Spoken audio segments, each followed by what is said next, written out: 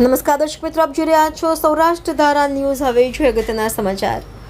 બગસરાના લુંઘિયા ગામે સરકારી આરોગ્ય કેન્દ્રમાં નવા બાંધકામમાં લોલમલોલ લોટપાણીના લાકડા જેવી સ્થિતિ જોવા મળી। ગામ લોકોમાં રોષ ભભૂક્યો। યોગ્ય કાર્યવાહી થાય તેવી માંગ કરવામાં આવી। રાજ્ય સરકાર દ્વારા છેવાડાના લોકોને વિવિધ સરકારશ્રીની સુવિધાનો લાભ મળે અને લોકોને તાલુકા મથકે ના જવું પડે તેને લઈ અનેક યોજનાઓ અમલીકરણ કરવામાં આવી છે। ત્યારે ગ્રામ્ય વિસ્તારમાં આરોગ્યની સુવિધાને લઈ સરકારી આરોગ્ય કેન્દ્રો નવા બનાવવામાં આવ્યા।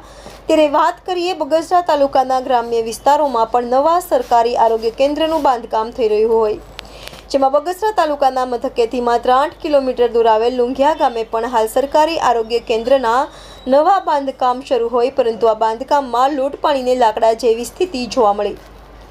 હાથ લગાવો ત્યાં સિમેન્ટ અને કોન્ક્રીટ હાથમાં આવે છે। આ જોઈને ગામના એક નાગરિકે સરકારી અધિકારીઓને આ બાબતે જાણ કરી, પરંતુ સરકારી અધિકારીઓના પેટનું પાણી પણ ન હલ્યું અને તેઓએ હાલ જે કામગીરી ચાલે છે તે નીતિ નિયમ પ્રમાણે ચાલે છે। ત્યારે ગામ લોકોએ પણ જણાવ્યું હતું કે આવી રીતે કઈ નીતિ નિયમ હશે? સરકારી આરોગ્ય કેન્દ્રમાં કામગીરી છે તેમાં પણ હલકી ગુણવત્તાની માલ મટીરિયલ વપરાયો હોય તેવું જોવા મળ્યું હતું અને જે કામગીરી થઈ રહી છે તેની દિવાલો પણ હાથ અડે ત્યાં સિમેન્ટ ખરતી જોવા મળી, જેથી સ્થાનિક લોકોમાં રોષ વ્યક્ત કરી તાત્કાલિક યોગ્ય કાર્યવાહી થાય તેવી માંગ કરવામાં આવેલ।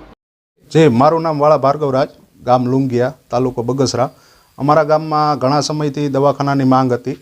જૂનું દવાખાનું બિસ્માર હાલતમાં છે, અત્યારે નવું દવાખાનું અદ્યતન બની રહ્યું છે, એ પણ એકદમ બિસ્માર હાલતમાં હોય એના કરતાં પણ ખરાબ હાલતમાં બની રહ્યું છે।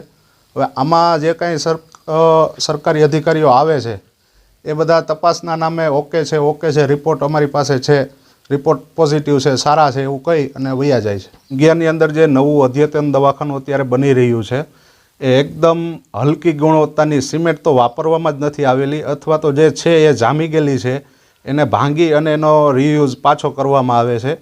પછી બધીએ જ સ્લેબની અંદર લોખંડ દેખાય છે।